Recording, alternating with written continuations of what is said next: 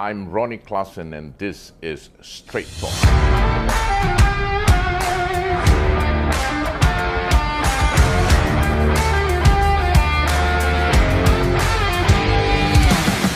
Good afternoon, Sabah. My name is Ronnie Klassen, and this is Straight Talk, a podcast basically that would examine the candidates that are contesting in the coming 17 Sabah state elections. 596 candidates are vying for a seat, the 73 seats in the state assembly. All right, who of these 596 will receive the support and votes of the 1.7 million registered voters in Sabah will be determined on the 29th of November this year. Whether parties such as from both sides of the political divide decides, all right, a government must be formed on the 29th of November this year. With me here in Kota Kinabalu, Sabah today is the Vice Youth Chief as well as a Supreme Council member of SAPP. He is Yong Yit Jee, who is also, all right, a first-time contender in this coming election. Thank you very much for being with me here this afternoon. Pleasure is mine. Pleasure is mine. All right, let's get down to the focus and nitty-gritty of this interview of ours this afternoon. All right. Sure. Now, I'd like to inquire from you. All right, and I think it's also so good for the benefit of the audience as well as the voters. All right, in Sabah. Now, you are the son, all right, of a former chief minister, who is also the president of your party. All right, Yes. SAPP. Your father basically is more or less a legend, all right, in the political fraternity in Sabah, none other than Datuk Yong Teck Lee. All right. Now, tell us, all right, how does it feel, right, to be a first-time candidate, all right, in this coming elections, all right, being the son of a political legend? This question I have to gonna answer in two parts. Number one is being a first-time contender. Honestly, I don't feel much difference. Perhaps because the preparation work has been done quite well, and it's already expected that one of my main opponents would be the Ketua DAP Sabah. So it is already expected anyway. Now the second part of the question, being his son, I would say there are two parts. One is good, the other one is bad. Why bad? Why bad? Because the perception. Okay. Perception among the Chinese mainly seems to cannot be shaken off. Like I said, 100 lies becomes the truth. So okay. a lot of the lies and misperception has been spread among the public. So what, for example, the taxi we had to how many millions? Okay. Because that's one of the examples. So, but having said that, obviously there are some voters when I was giving my talks and the mini gatherings, for example, they did say that with your father as your mentor, obviously you would learn the know-how. And I actually agree with that because I actually can avoid some unnecessary bumps. Okay. Now, there is this very unimaginable thing that's going on in the elections this time around. Okay. The public views, all right. There are quite a number of the participating contenders, all right, in this election, okay, whereby you have husband and wife contesting, brothers and brothers contesting, brothers and sisters contesting, all right. You happen to fall in the same category, all right. You have a sister that's contesting in Sagama. Yes, correct. All right. How does that feel? Honestly, it doesn't feel any different because in our eyes, it's just if you're capable, you go ahead and be the candidate. It has to be endorsed by the AMT anyway. Right. If you have not done good enough job, you're not going to get it anyway. Right. So for my sister, obviously Yvonne Yong, she has done a lot of groundwork in Sigama. I think for the past few years. Even since before we left GRS, SAPP, she has done a lot of work in Sigama, Latatu. She always fly there. Even though she has 2 children here, based here, but she flew there. Very supportive husband as well, my brother-in-law. So, yeah, I see no reason why she's not the I would say the best one going there. Some would argue, perhaps if your father, the Tatu president, should contest there. Now, I cannot disagree with that, nor can I agree with that, only because it is also about time for fresh faces and young fresh faces to come up in the politics. Very well said, Yong. Okay, now, you are a first-time candidate, first-time contender, all right? And you are up against some very big names in Likas. Okay, one of which, of course, is the state chief of DAP. Yes. All right, Jin Chapung. Now, tell us, all right, being faced with these big names, all right, are you having any kind of jitters, or do you think that you could take these guys hands-on, even though they come with big names? I don't have any jitters whatsoever. In fact, I was very excited. Oh, good. Okay. Yeah, I've heard about him possibly going to Likas for quite some time now. When it's confirmed, actually, me and my team were celebrating it. Really? Yes. Why is that? Simply because he simply has not done enough for MA 63, right? Being the incumbent YB for Luyang, 2-time ministers, I don't see him contributing anything in MS 63, even the 40%. Right? They withdrew the case. Everyone knew that they withdrew the case. Right.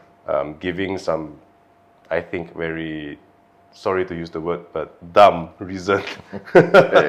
Okay, so when he's, and by the way, it's very good that he come, because if I lose, in the event I lose anyway, then people will say, oh, you're up against one of the most prominent young Chinese YB, former YB candidate. And he's the state chief for DAP, Sabah. Right. But if I win, I beat the big boss. Very true. Okay, now, since you are a candidate for Likas, all right, now, what do you see lacking in Likas? Okay, and assuming, all right, that you win, all right, that seat in Likas, what do you think you could do, or rather, can you do better compared to the previous Adun in Likas? I definitely can do much better than the previous Adun. He was never present, so I would rather not to talk too much about him, because he was just never present in the first place. But as far as what I can do, or what I intend to do, is first and foremost the very basic infrastructure, the necessities, flood, electricity, water supply. And that's the infra side. What about the education side, the local economy? All these things are very basic, but we should actually try to do it. And I've got certain proposed solutions that I intend to do. Would you care to share one or two of your solutions? Yeah, sure. I mean, for example, I intend to do, this is going to be in one of my videos anyway, but I don't mind revealing it for you. It's the community hub. Okay. All right, which is going to boost, we give chance for the local students or even young entrepreneurs. We teach them how to set up a business.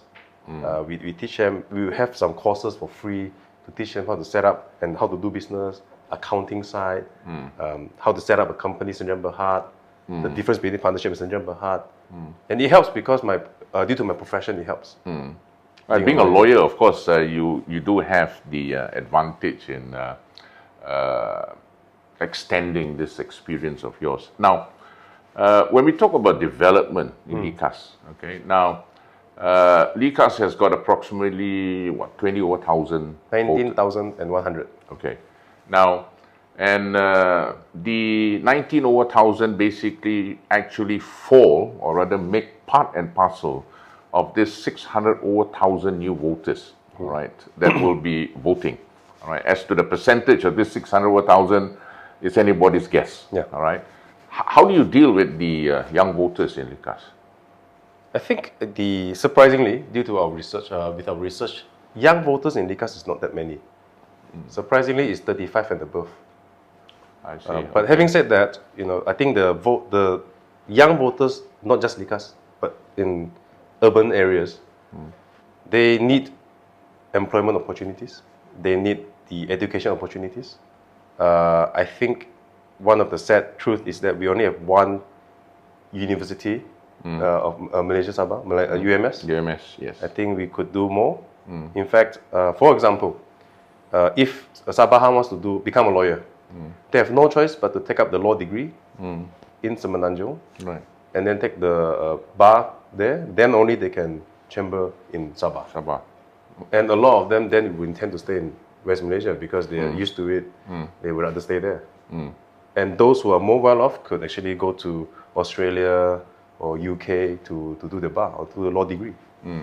Okay, just a couple of days ago, all right, I sat down with the youth, right, about 30 of them, okay, and it was just a very informal coffee chat, all right, and I did tell them, who are the celebrities, okay, that I'll be interviewing, right, and one of them basically asked me this, if you are going to interview anyone from STAR or SAPP, perhaps you could assist us to ask them this question, okay?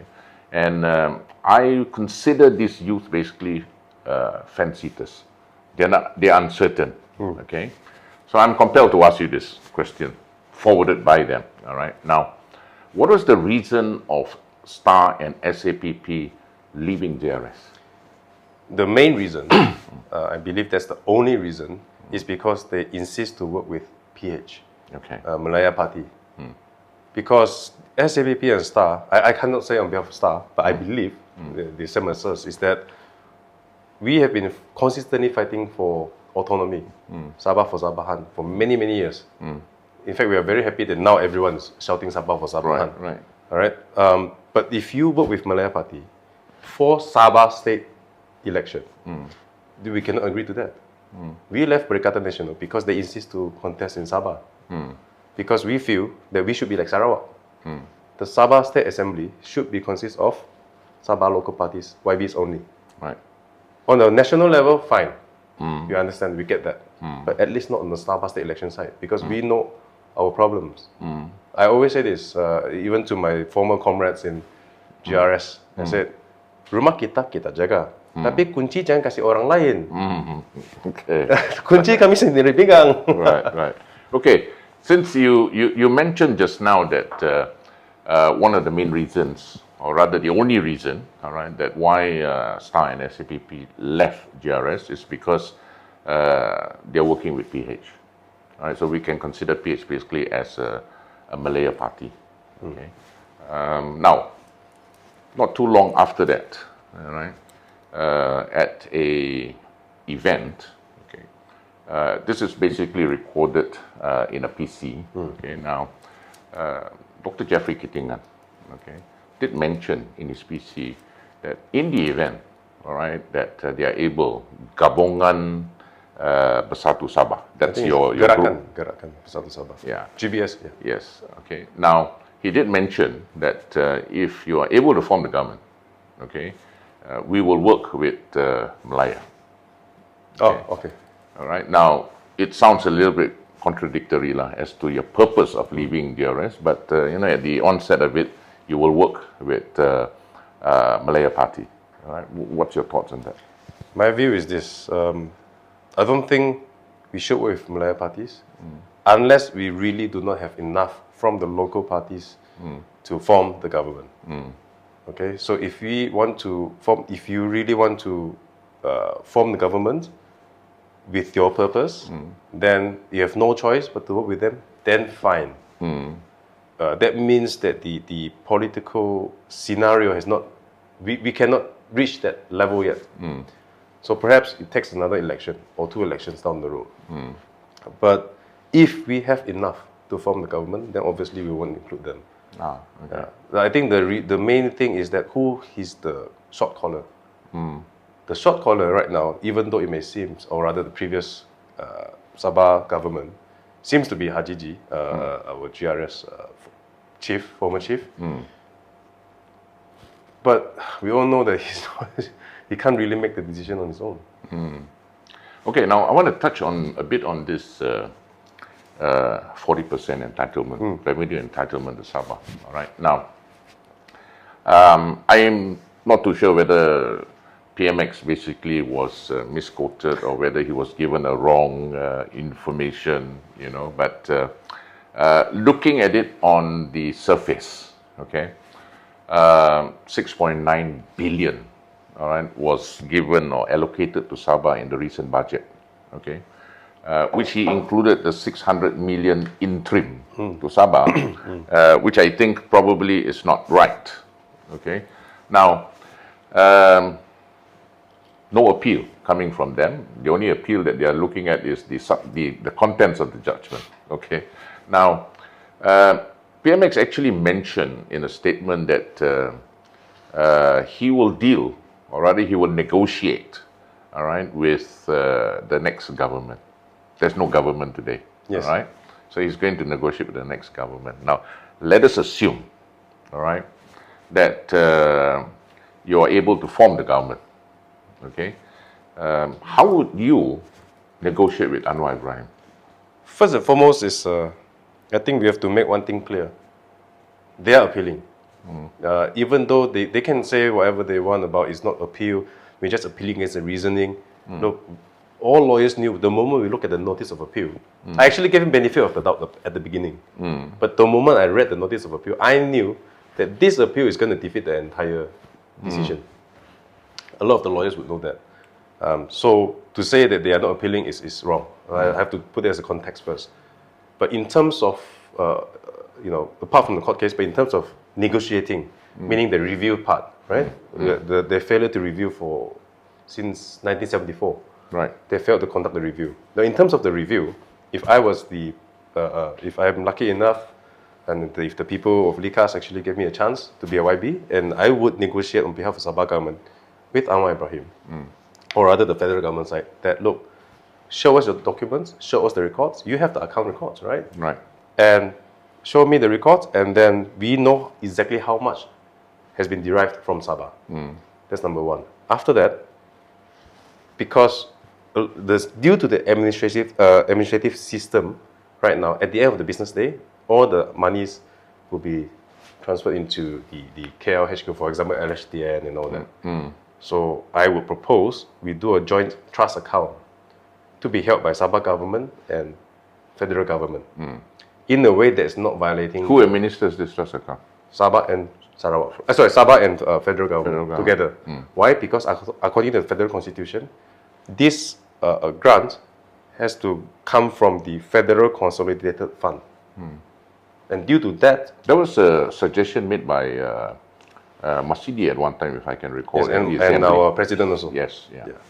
And this is actually the best way for us to know exactly how much is derived from Sabah without going through your documents again or being at their mercy to begin with. How much do you think basically is the quantum? Oh, I really have no idea. I think it can be very crazy amount. Trillion? For the total, yes, it could be. Because, for example, we were given interim payment 600 million. Sounds a lot. Right. But Anwar Ibrahim himself said 10 billion is derived from Sabah. So that's 4 billion. Yeah, they spend 17 million. So here. Where's the 4 billion minus 600 million? Where's the 3.4 billion? Right, correct. All right. Then, of course, they argued about, I don't want to go into detail as to where he came up with the 17 billion. Assuming that it's true, that 17 billion budget or 6.9 billion budget, that is the federal budget. All right, that's lain cerita. It's a different matter with the 40%, as correctly pointed out by the citizen. That's the obligation of the federal government. Correct. Yeah. So the biggest difference, in my opinion, is this: the federal budget, we have to spend it according to your structure and your instructions and your bureaucracy or whatever you call it. Whereas the 40%, you just give us outright, and so we have what we call financial autonomy on how we want to spend the money. Right. It's my money. It's not for you to teach me how to spend my money. Correct, correct. Even if you give me, I don't know, 100 billion or no matter how much money, I still have to use the money according to what you say. But this money, it may be lesser than what was intended to give, but at least we can decide how to use the money and faster. Just like Sarawak, they have enough money. Oh, you cannot give me the money fast enough to do the road, even though it's a federal highway? Never mind. I do first and I claim from you. Okay, in 10 seconds, basically, what would you like to tell the voters of Likas? I would say, give me a chance to fight for the whole of Sabah, not just Likas, to fight on the MS63 issue. I believe there's not many candidates out there who know in detail, in depth about MS63. That's number one. Number two is, I will be present for sure. I will be there for sure. I've even started giving out name cards to the public. Feel free to call me, WhatsApp me, email me. Right? I'll be present. I will try to solve your problem. No guaranteed, but I'll try to follow so that we can work together with the community and the public to solve the Likas problem and make it better. Okay. One last question, Yong. This is a yes or no answer. Okay, sure. All right. Do you think you can win Likas? Of course. All right. Thank you very much for being with me. Thank you. All right. Pleasure That was Yong, basically the candidate for Likas in the coming state elections. All right. Being a lawyer by profession, practicing lawyer, wise youth chief of SAPP, as well as a Supreme Council member of the party. All right. We wish him all the best in his endeavor to win the seat in Likas, and hopefully he would be able to fulfill his promise to provide, all right, what the voters or the people of Likas expects him. All right. This is Ronnie Klassen signing off till I see you again. Goodbye.